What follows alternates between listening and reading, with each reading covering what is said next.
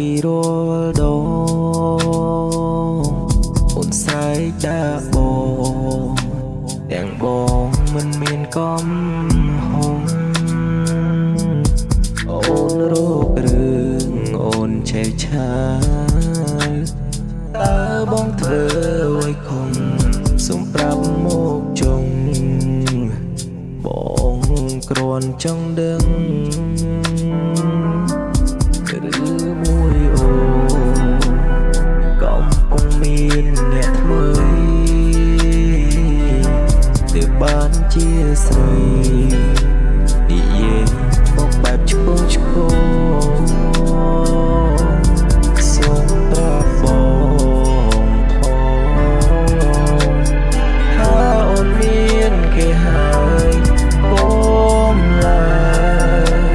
ធ្វើឲ្យបងឈឺ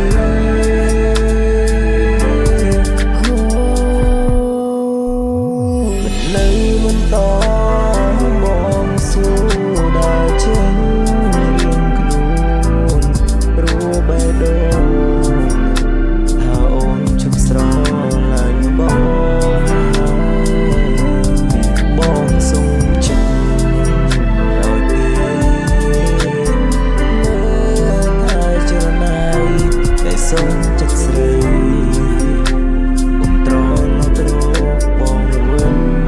បានហើ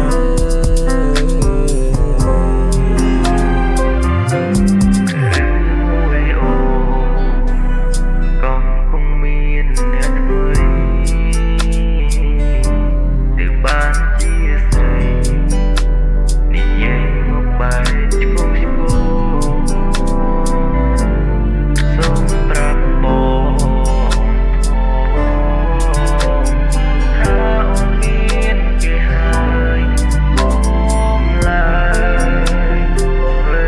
ឲ្យបងឈឺ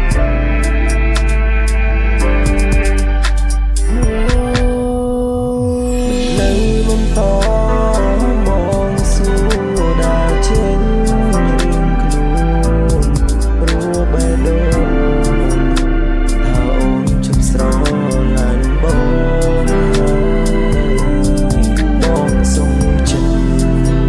ឲ្យទេមើលថាចរណៃ